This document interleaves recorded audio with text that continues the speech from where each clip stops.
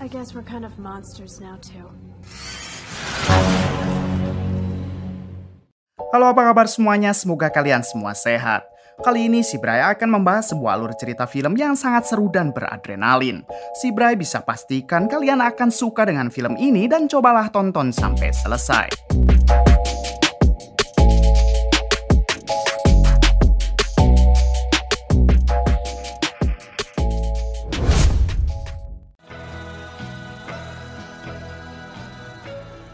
Di awal film kita akan diperkenalkan dengan dua orang sahabat yang sedang membahas rencana mereka untuk pergi ke kota sebelah karena liburan panjang kuliah baru saja tiba. Gadis berambut pendek ini bernama Sloan, sementara yang berambut panjang bernama Katie. Diketahui mereka akan pergi ke kota sebelah untuk bekerja di sebuah pertanian organik selama sebulan. Dan uang hasil mereka bekerja nanti akan digunakan untuk berbelanja di kota New York. Tak lama datang ibu Katie menghampiri mereka. Di sini si ibu sudah tahu kalau di liburan panjang kuliah tahun ini, Sloan dan Katie akan bekerja di pertanian organik. Si ibu mengatakan kalau ia sudah menghubungi paman Katie agar dapat mengantarkan mereka berdua, karena kebetulan paman Katie juga tinggal di kota sebelah. Keesokan harinya, paman Katie pun datang dan mereka berdua segera berpamitan kepada si ibu. Di tengah perjalanan, si paman menjelaskan kalau Katie dan Sloan bisa menginap dulu di rumahnya sebelum ke lokasi pertanian organik, karena lokasi pertanian itu berada di tempat yang cukup terpencil. Kemudian Katie memberitahu Sloan kalau pamannya ini merupakan seorang aparat negara. Singkat cerita, mereka akhirnya sampai di rumah si paman dan langsung disambut baik oleh istri si paman. Kemudian si paman menyuruh Katie dan Sloan untuk beristirahat.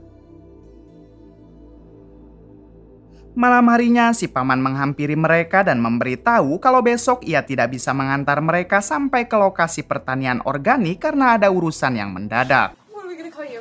I'm fine. Good night. Good night. Keesokan harinya si paman mengantarkan mereka ke tempat pemberhentian bis. Namun sayang bis itu baru akan tiba 1 atau 2 jam lagi. Katie yang tahu kalau si paman sedang ada urusan, ia pun menyuruh si paman agar segera pergi saja dan mereka berdua akan bersantai dulu di sini. Si paman yang ternyata super protektif, ia pun meminta Katie untuk terus memberinya kabar setiap hari selama mereka berada di pertanian organik. Ia juga menyuruh Katie untuk memberikan sebuah pesan dengan menggunakan kode huruf berdasarkan abjad. Misalkan hari ini dimulai dari huruf A, seperti apel atau alpukat. Besok diawali dengan huruf B dan lusa diawali dengan huruf C dan seterusnya. Setelah mereka mengerti, si paman pun akhirnya pergi dari tempat tersebut.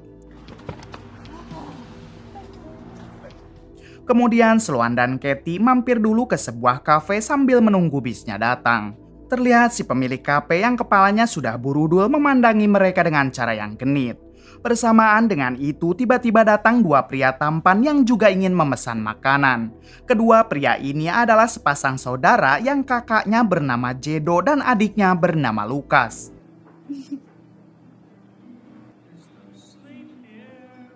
Di sini Jedo dan Lucas bertanya mengenai apa tujuan Katie dan Sloan datang ke kota ini. Setelah mengetahui tujuannya menuju ke tempat pertanian organik, mereka pun mengajak Katie dan Sloan untuk ikut saja bersama mereka, karena kebetulan rumah mereka searah dengan lokasi pertanian tersebut. Sounds cool. You don't have to wait for the bus. Namun Katie yang merasa baru saja mengenal Jedo dan Lucas, ia pun menolak dan akan tetap memilih berangkat menggunakan bis saja. Pada akhirnya Jedo dan Lucas pun pergi meninggalkan mereka. Hingga ketika Jedo dan Lucas sedang beranjak ke mobilnya, Sloan mencoba merayu Katie agar mereka berdua ikut saja dengan Jedo dan Lucas.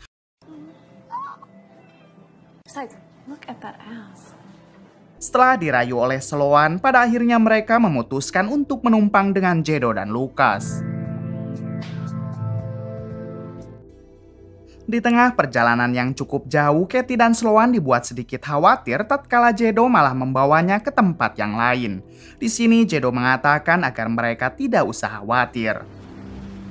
Tak lama mereka pun sampai di rumah orang tua Jedo dan Lucas. Jedo juga menjelaskan kalau para petani sebentar lagi akan datang ke rumah mereka untuk mengambil persediaan. Tak lama muncul ibu kandung Jedo dan Lukas yang sangat ramah dan menyuruh kedua gadis itu untuk masuk ke dalam. Melihat keramahan si ibu, Katie dan Sloan pun akhirnya sedikit tenang karena merasa kalau keluarga ini adalah orang baik. Bahkan ketika sudah di dalam, si ibu langsung menyuguhkan teh hangat kepada mereka.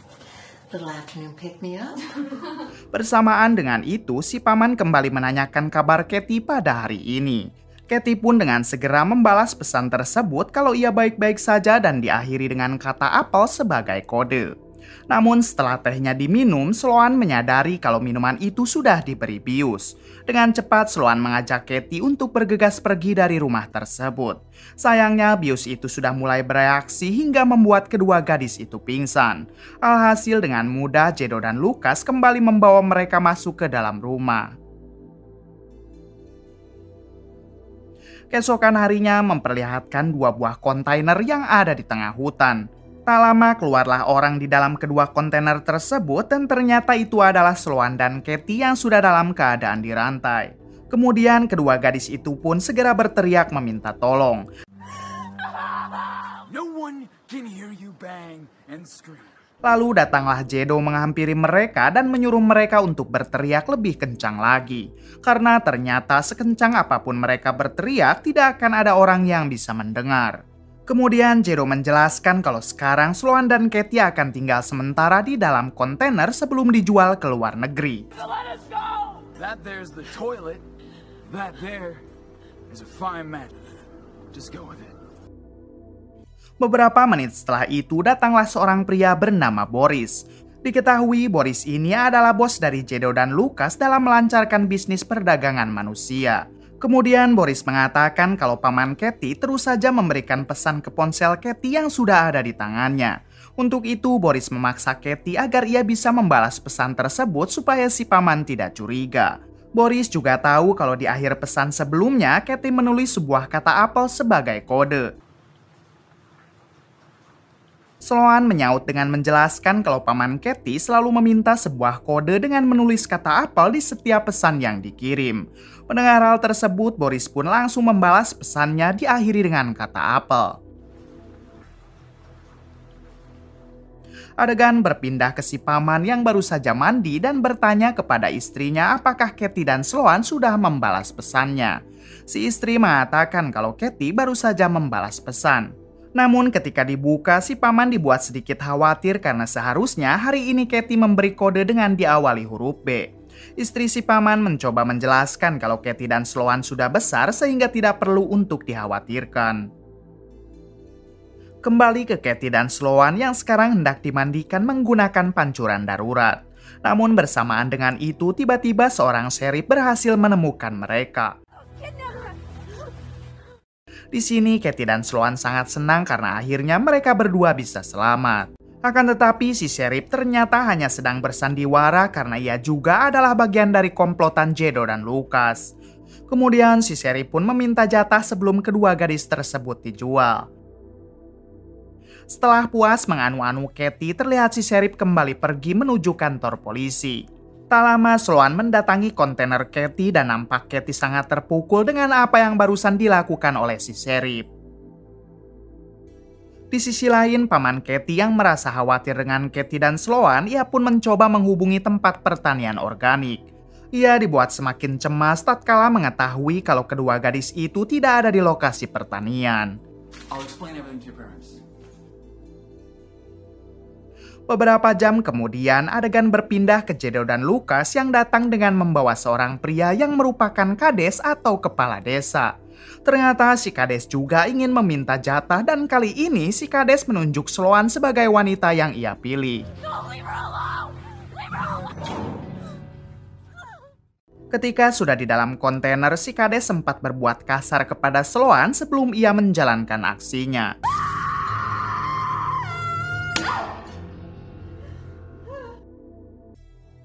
Di waktu yang sama, si paman rupanya mendatangi kantor polisi agar bisa membantunya menemukan Katie dan Sloan. Sayangnya hal itu akan sia-sia karena kasus tersebut akan ditangani oleh si serif yang sebelumnya menganu-anu Katie. Di sini si paman memberitahu kalau ia adalah seorang aparat negara yang tak lain adalah agen FBI. Kemudian si paman menceritakan kalau ia butuh bantuan polisi untuk menemukan dua orang gadis bernama Katie dan Sloan. Ia yakin mereka sudah diculik karena tidak ada di lokasi pertanian organik yang menjadi tujuan mereka. Ditambah mereka juga sudah memberikan kode pesan yang salah.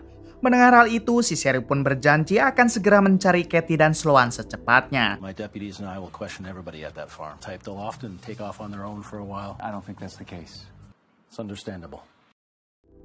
Adegan kembali ke hutan yang mana sekarang mereka akan kedatangan orang yang ingin kembali meminta jatah. Tidak diberitahu siapa orangnya, namun Jado dan Lucas tampak ketakutan dan langsung menutup kedua gadis itu dengan kain.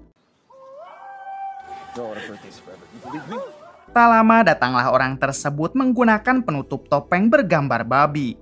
Di sini orang itu memilih Sloan untuk menjadi mangsanya.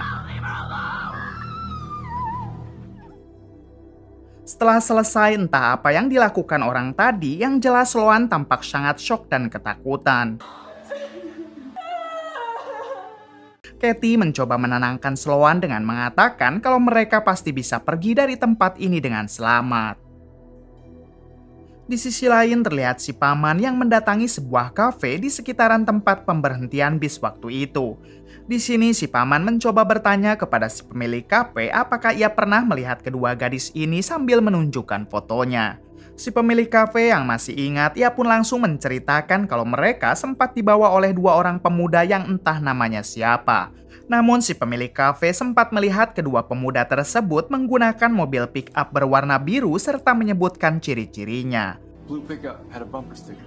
Okay, thanks. Kembali ke hutan yang mana sekarang Sloan dan Katie dihampiri oleh Boris, Jado, dan si Kades.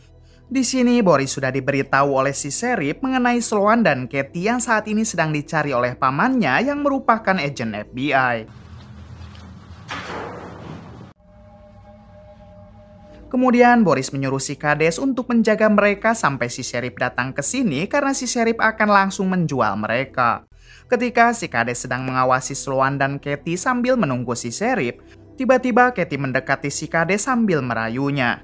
Namun saat sudah dekat tanpa ragu, Katie menggigit leher si Kades sampai koit seketika. Setelah itu mereka berdua segera mengambil kunci di sakunya untuk melepaskan borgol yang mengikat mereka. Tak lama kemudian datang si sheriff ke tempat tersebut. Namun ia dibuat kaget saat melihat si Kades yang sudah koit. Ia juga dibuat kesal karena kedua gadis itu malah mengambil mobilnya. Ketika Sloan dan Katie hendak kembali ke kota, mereka tak sengaja melihat dua orang gadis yang sepertinya suka berpetualang sama seperti mereka. Dari sinilah Sloan dan Katie akhirnya sadar kalau mereka harus menghentikan semua kejahatan kelompok Boris sekaligus balas dendam. Karena apabila dibiarkan maka kelompok Boris pasti akan terus melakukan kejahatan kepada setiap wanita. Setelah itu mereka pun pergi ke toko pekakas untuk membeli perlengkapan yang dibutuhkan seperti paku, palu, dan lain-lain.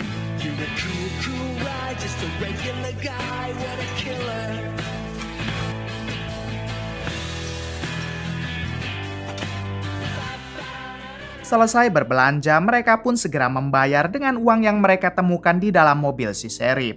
Kemudian Katie bertanya kepada si pemilik toko mengenai di manakah rumah Boris. Setelah diberitahu, mereka berdua pun segera bergegas ke sana.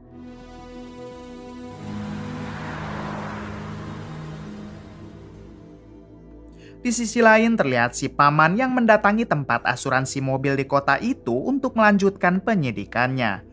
Di sini si paman mengatakan kalau ia adalah anggota FBI yang sedang mencari mobil pick-up berwarna biru dengan ciri-ciri lengkapnya. Setelah dicek ternyata pemilik mobil pick-up biru itu adalah Boris. Si paman juga akhirnya bisa mendapatkan alamat Boris dan langsung pergi ke sana. Di waktu yang sama nampak Boris yang baru saja pulang ke rumah. Ia tidak sadar kalau di dalam rumahnya sudah ada Sloan dan Katie. Hingga tak lama Boris dikagetkan dengan kehadiran mereka yang langsung melempari bola bekel yang sudah dipasangi paku. Saat Boris sudah tidak berdaya, mereka pun segera mengikatnya di atas meja. Di sini Boris memohon untuk tidak dihabisi dan ia akan memberi uang yang cukup banyak. Mendengar hal itu, Katie dan Sloan pun setuju asalkan Boris juga memberitahu siapa dan di mana keberadaan orang yang memakai topeng babi. Oh. Where? Namun setelah diberitahu serta mendapatkan uangnya, mereka mengatakan kalau uang tidak bisa mengembalikan lagi kehormatan mereka. Kemudian kedua gadis itu pun menyiapkan tombak besi yang sudah dilancipkan, lalu inilah yang terjadi. Di waktu yang sama, si paman juga datang ke rumah Boris.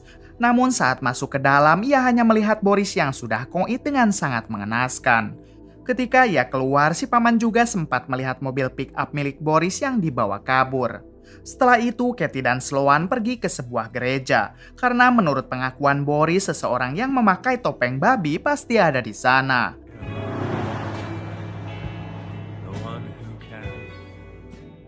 Saat baru saja sampai di depan gereja, mereka berdua dibuat kaget karena orang yang memakai topeng itu adalah seorang pastor. Hal tersebut bisa diketahui dari tato salib yang ada di tangan si pastor. Karena di waktu kejadian sebelumnya, Sloan sempat melihat jelas tato di tangan orang tersebut. Setelah semua jemaat pergi, Sloan masuk ke dalam gereja dan langsung berhadapan dengan si pastor. Si pastor yang tidak tahu diri, ia pun malah mencoba mengingatkan Sloan kalau balas dendam itu tidak baik dan dibenci oleh Tuhan. Namun bersamaan dengan itu tiba-tiba, setelah itu mereka berdua pun pergi dari sana untuk mencari warung yang sepi. Sloan dan Katie tampak sedikit merasa puas dengan apa yang mereka lakukan, mengingat kesucian mereka sudah tidak mungkin bisa dikembalikan. Di sisi lain, si paman kembali menemui si Sheriff di kantor polisi sambil melaporkan kejadian yang menimpa Boris. Si Sheriff mengatakan kalau Boris akan ia urus sementara Katie dan Sloan masih belum diketemukan. Si paman yang terus khawatir dengan keponakannya, ia pun segera mencoba menghubungi kembali ponsel Katie. Namun tanpa disangka, ponsel tersebut berdering di saku si Sheriff yang membuat sang paman sadar kalau si Sheriff adalah bagian dari kelompok penculik. Akan tetapi, si Sheriff segera menodongkan pistol ke arah sang paman. Di balik itu, Katie dan Sloan akhirnya sampai di sebuah warung yang cukup sepi. Namun ternyata dari tadi mereka berkendara sambil menyeret si pastor. Setelah itu, Katie dan Sloan masuk ke warung untuk membeli korek api. Kemudian mereka kembali keluar dan tanpa ragu menyiramkan pertalit lalu menghabisinya.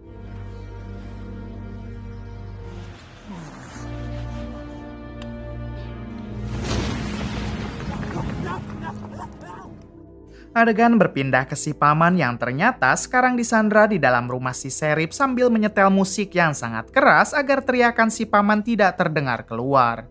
Kemudian ia pergi ke ruangan sebelah untuk menunjukkan kalau dirinya sudah berhasil menculik dua gadis sebagai pengganti Sloan dan Katie yang sudah berhasil kabur. Hingga ketika si Sheriff akan menganu-anu kedua gadis tersebut, tiba-tiba keadaan menjadi berbalik dan di sini Katie dan Sloan akan menyiksa mental si Sheriff dengan menggunakan sebuah permainan roulette Rusia, yaitu memasukkan satu peluru ke dalam pistol dan akan ditembakkan ke si Sheriff sebanyak 5 kali. Setiap pelatuk pistolnya ditarik, si Sheriff berteriak histeris dan hal tersebut membuat Sloan dan Katie merasa puas. Mereka bergantian menarik pelatuknya sambil tertawa gembira. Sementara si paman tidak tahu dan tidak bisa mendengar apa yang sebenarnya terjadi di ruangan sebelah. Kembali ke Katie dan Sloan yang saat ini masih menghancurkan mental si Sheriff dengan permainannya. Hingga mereka ditawari uang yang sangat banyak asalkan mereka mau melepaskannya.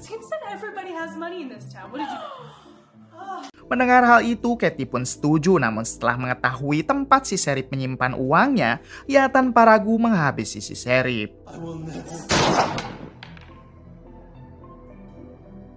30 menit kemudian, dua orang gadis yang tadi disandra sudah dibebaskan dan ia diperintah untuk membebaskan si paman juga. Di sini si paman bertanya siapakah yang sudah melepaskan mereka. Kedua gadis itu menjawab tidak tahu, yang pasti si Sheriff Koplak juga sudah koit. Malam harinya memperlihatkan ibu kandung Jedo dan Lucas yang sedang minum teh di dalam rumah. Namun tiba-tiba ia merasa pusing dan langsung jatuh pingsan. Ketika tersadar, si ibu sudah berada di dalam gudang belakang dalam keadaan terikat. Setelah itu, si ibu ditunjukkan dengan pemandangan anaknya Jedo yang sekarang sudah tidak berdaya. Ternyata Sloan dan Katie telah mencampuri minuman teh si ibu dengan bius seperti yang dulu pernah ia lakukan kepada mereka. Lalu di depan mata ibu kandungnya sendiri, mereka berdua memukuli Jedo sampai koit. I guess we're kind of monsters now too. Setelah menghabisi Jedo, Sloan dan Katie mendorong si ibu ke tempat lain dan memperlihatkan Lucas anak bungsunya yang ternyata juga sudah disandra. Kemudian Sloan menodong Lucas dengan senjata lalu menyuruhnya untuk menghabisi si ibu. Tentu saja Lucas menolak hingga Sloan langsung menghabisi Lucas dengan pistolnya.